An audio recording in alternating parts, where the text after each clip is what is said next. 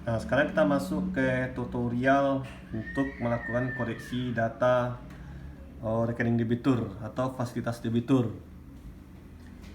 Sama dengan data pokok tadi, pertama kali kita klik tombol koreksi. Setelah itu masukin password kepala cabangnya.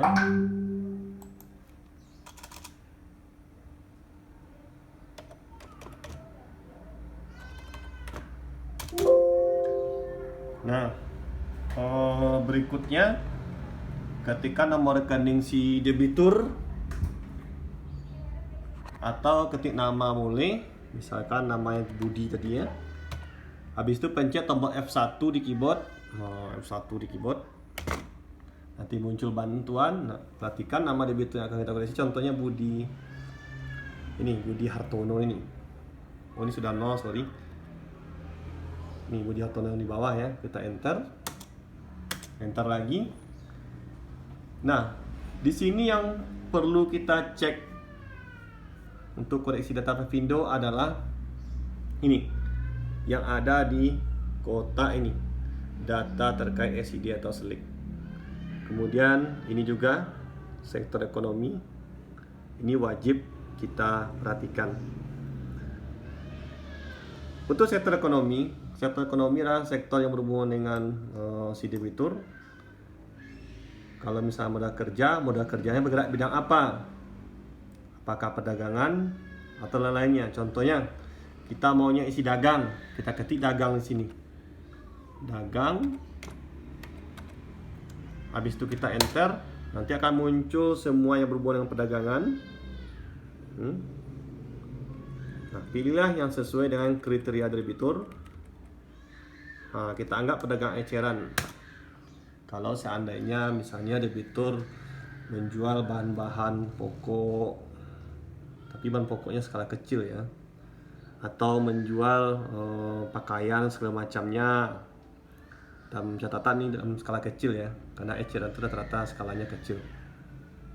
Nah, setelah ini diisi pilihannya tadi, ini dia sudah perdagangan eceran ya.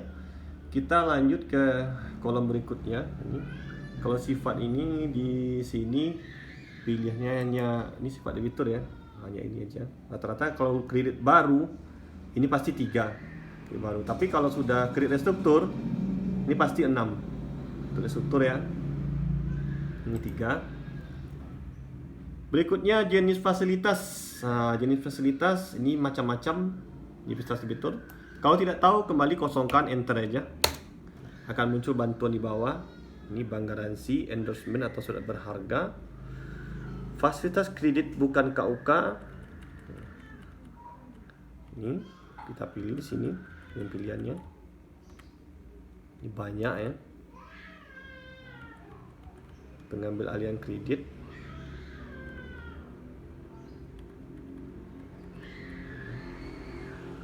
RC, piutang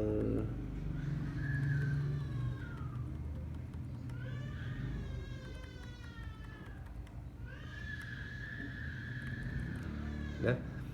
Di sini biasanya kita ambil yang ini aja. Nomor 1 ya, saya ini mencakup pencicilan. Kita enter. Kemudian sifat kredit terkait ini.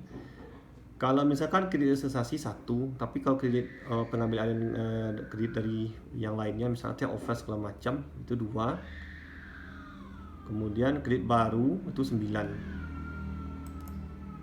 Nah, golongan kredit ini tergantung ke dalam kelompok-kelompok UMKM, apakah dia masuk UMKM atau tidak. Kalau tidak tahu, kosongkan aja sama dengan yang tadi.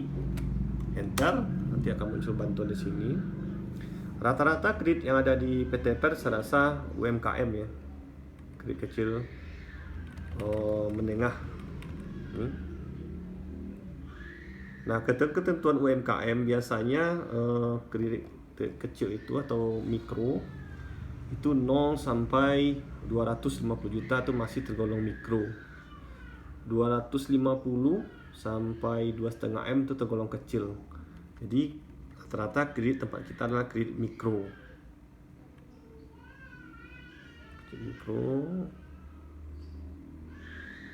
Ini baca aja keterangannya ya, ikuti ya keterangan ini.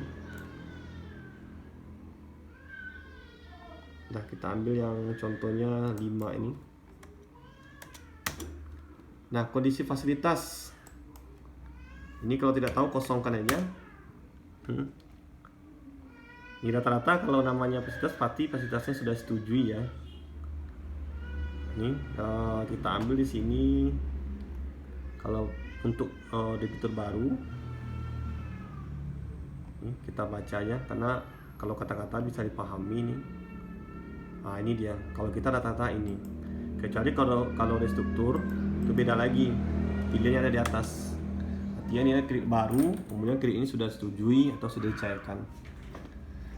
Kemudian tujuan kredit, sini ada pilihannya lagi. Kalau tidak tahu kita kosongkan, enter. Tujuannya untuk apa?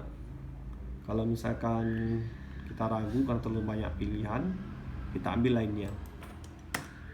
Karena di Pevindo nggak sama dengan di OJK. OJK ada ketentuan-ketentuan khusus, kalau Pevindo tidak.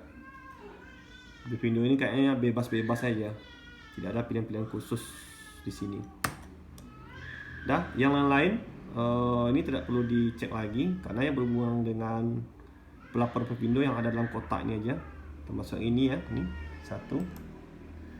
Nah, untuk hal-hal lain agar betul-betul data kita akurat, nah perhatikan juga misalkan apakah plafonnya sudah benar, tanggal efektif cairannya sudah benar, kemudian angsuran per bulannya sudah benar. Kalau belum benar nanti perbaikinya langsung. Kemudian jangka waktunya. Nah, kalau ini sudah selesai kita perbaiki. Satu lagi, ini nomor PK, nomor PK awal, nomor PK akhir, perhatikan juga ya.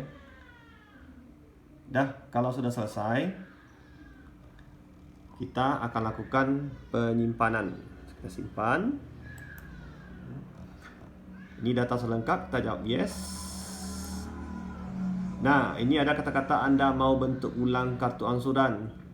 Ini akan kita jawab yes apabila yang kita perbaiki itu mempengaruhi dari jadwal angsuran debitur. Contoh, tanggal pencairan, jangka waktu, plafon, persentase bunga. Nah, kalau itu yang diganti, maka ini wajib dijawab yes. Tapi kalau hanya mengganti yang tadi, misal sektor ekonomi, kemudian sifat kredit, kondisi fasilitas, ini tidak wajib jawab yes, cukup no aja karena tidak mempengaruhi jadwal angsuran. Dah, karena tadi kita tidak ada edit jangka waktu segala macamnya, ini kita jawab no saja. Dah, data simpan.